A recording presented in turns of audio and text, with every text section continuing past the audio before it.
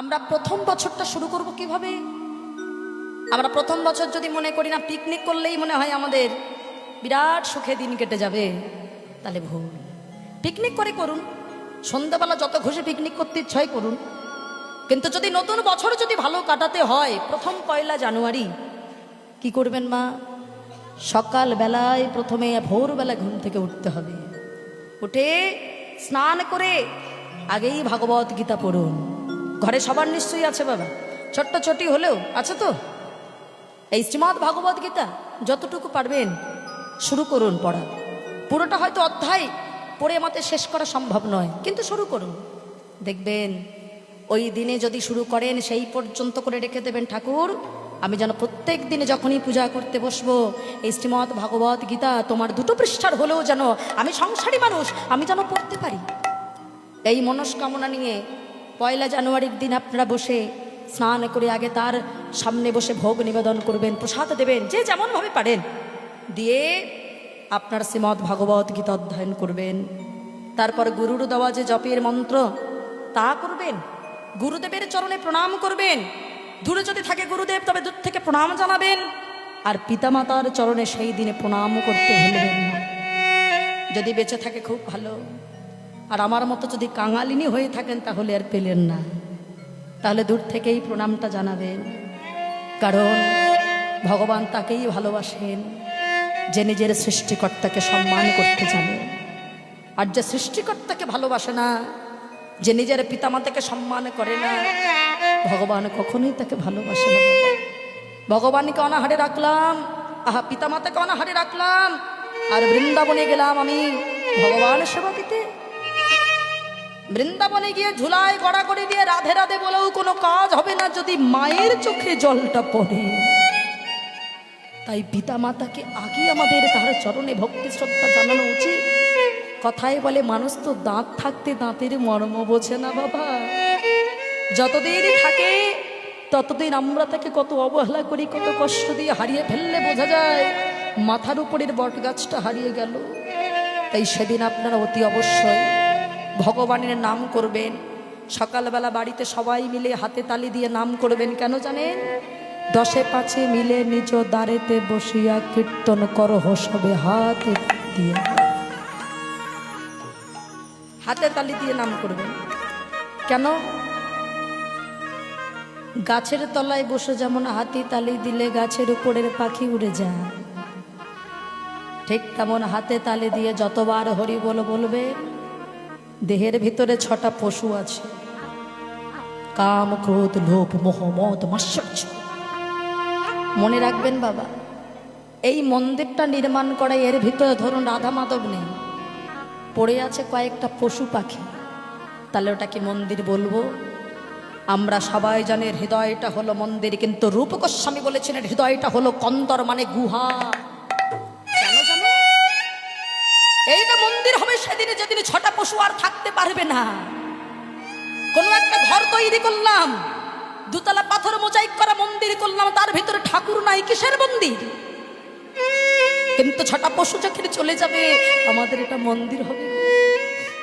তাই চেষ্টা করবেন। প্রথম তারিখ তো আমাদের 1 বৈশাখটাও যেমন সবাই মানি, এটাও কিন্তু ইংলিশ তারিখে আমাদের বছরের প্রথম দিন।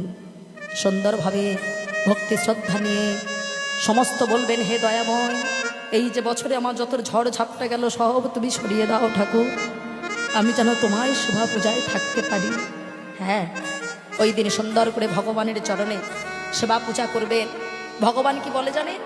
বলে দেখো, বিপদে পড়ে যদি ভক্ত চিৎকার করে না ডাকে আমি তাকে রক্ষা করি না। যতক্ষণ সে নিজেকে রক্ষা করার চেষ্টা করে ততক্ষণ আমি তাকে দেখা দেই না। যেমন দ্রৌপদীকে, দ্রৌপদী নিজের বস্ত্র হরণ হয়েছিল, কিন্তু 1 হাত দিয়ে নিজেকে চেষ্টা করছিল বাঁচানোর, আর বলছিল কোথায় জগৎপতি দেখা দাও। দ্বিতীয়বার বলল কোথায় দ্বারকাধিপতি দেখা দাও। তৃতীয়বার যখন আর পারছে না, সবটাই ভগবানের উপরে ছেড়ে দিয়ে 2টি বাহু উত্তোলন করে বলল কোথায় প্রাণপতি দেখা দাও। তাই গৌর হরি। ভগবান বললেন এতক্ষণে তো সব দিয়েছে, একটু আগে তো দাও না। দেখেছে? হরিবাসরে বসে কেন হাত তুলতে হয়? একটুখানি তুললে হবে না বাবা। আগেকার দিনে অ্যান্টেনায় টিভিতে ছবি আসতো বাবা, অ্যান্টানা ভালো করে ঘুরিয়ে টুরিয়ে দিতেন যাতে ছবি পরিষ্কার আসে, না হলে ঝিরঝিরে হবে। তা হাতটা যদি সঠিক না হয় ভগবানের এই জায়গায় ছবিটা ঝিরঝিরেই থাকবে, পরিষ্কার আসবে না। তাই হাতটা তুলতে হবে, আর যখনই ভালো করে হাতটা তুলবেন দ্রৌপদীর মতো ভগবান কৃপা করবে। ভগবান বললেন, যেই না দ্রৌপদীকে রক্ষা করেছে, দ্রৌপদী পরে প্রশ্ন করছে, প্রথমবার কেন আসুনি? বলে প্রথমবার কি বলেছিলে? নিজেকে একটু বাঁচানোর চেষ্টা করছিলে, পুরো তো দাওনি। বললে কোথায় জগৎপতি দেখা দাও। আরে আমি তো সারা জগতের পতি, তাই সারা জগৎ সংসারে ঘুরছিলাম। দ্বিতীয়বার আবারও নিজেকে রক্ষা করার চেষ্টা করলে, বললে কোথায় দ্বারকাধিপতি দেখা দাও, তখন আমি দ্বারকার রাজকার্যে ব্যস্ত ছিলাম। তৃতীয়বার বললে সবটা যখন দিয়ে দিলে না, যখন ভক্ত আমার উপরে বেশি নির্ভরশীল হয়ে পড়ে, বললে কোথায় প্রাণপতি দেখা দাও, আমি তো তোমার প্রাণের মধ্যেই ছিলাম, প্রত্যেকটা ভক্তের অন্তরে থাকি, প্রত্যেকটা ভক্তের প্রাণের মধ্যে থাকি, তবেই তো হলাম আমি ভক্তাধীন ভগবান, আমি থাকি ভক্তের অধীনে, তাই তোমায় দেখা দিলাম। আমি তাই গৌর হরি, তবেই তোমায় দেখা দিলাম। তাহলে সেই দিনটা এটাই ভাববেন বাবা, কারণ ক্ষতি করে আমরা জীবনে বড়লোক হতে পারবো না। সেই দিন যদি পারেন কিছু বাড়িতে বৈষ্ণব সেবা দেবেন, আর না হলে কোনো গরিব দুঃখীকে অল্প যৎ কিঞ্চিত পারলে সেবা দেবেন, দেখবেন কিছু দান করবেন, আপনার অনেক উন্নতি হবে বাবা। আমাদের অর্থ নিয়ে আমরা কি করি?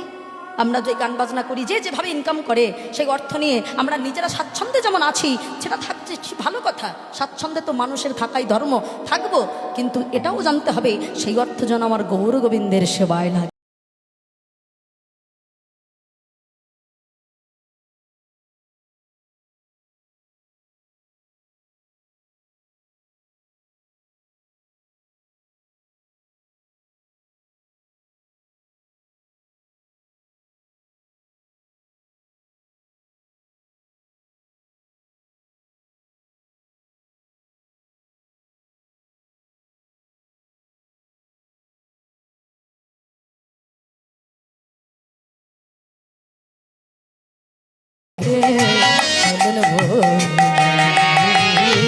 যমুনার কুলে আলো করে খেলের বন মালে, যমুনার কোলালো করে খেলেন বনমালী, যমুনার কুলে আলো করে খেলের বন মালে, আনন্দিত করেন খেলা বনমালী। উলুধ্বনি উলুধ্বনি হরিব।